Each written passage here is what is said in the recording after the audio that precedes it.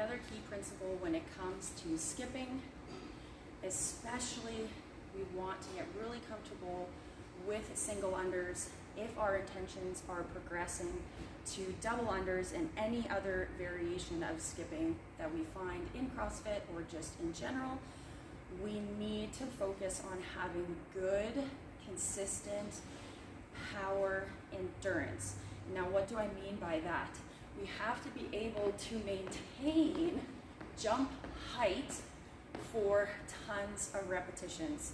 You know that most of our workouts, the minimal amount of double unders that we're going to see per round is going to be 20. And then, of course, ranging all the way up to sets of 150 or 250.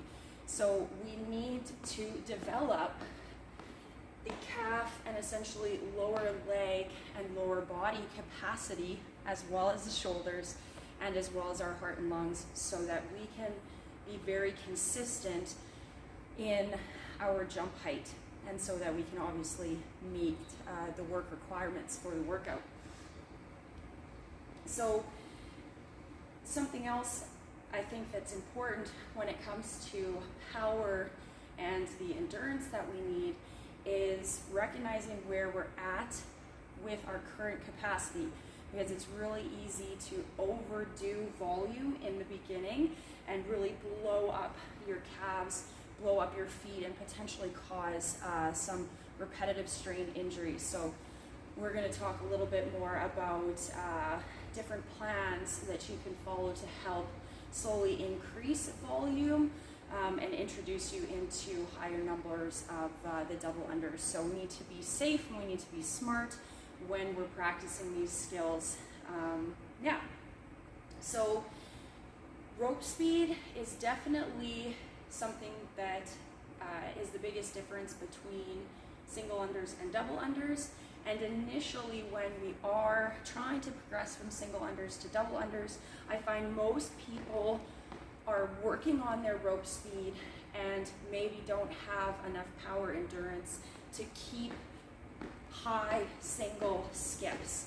So if you are looking to progress those double unders in the workouts, one of the best things that you can do for yourself and your future self who can do double unders is maintaining a high single skip, because then rope speed is the only thing that has to change. Of course, when you get more comfortable and you get more efficient, that high single skip can turn into a much shallower jump as you get more comfortable with the rhythm of your rope. So the other part of power endurance is, where is that coming from, and learning to jump from not just our feet and ankles, but also from the knees and the hips to a certain extent, especially when there's lots and lots of repetitions in the workouts. So when it comes to creating power and drive, we do this in lots of other movements in our workouts. If we think about cleans and snatches, we're coming into triple extension, which is where our ankles are pointed with our toes as far flat as we can. Our knees are straight and our hips are straight as well.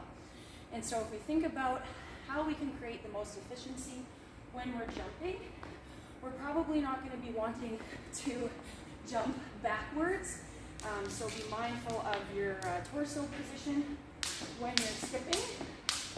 We can be either fairly upright, or I find I have a preference to be leaned forward from my hips just slightly.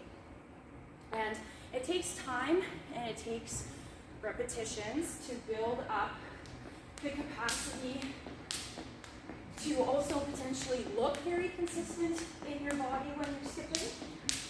But that's where you're going to put the time in, and it will come. And it's probably better in the beginning to do more sets with lower repetitions, so that you can focus on your technique that's going to help drive all of that power, and then also so you can practice and be able to maintain a nice high single jump for progressions to double unders.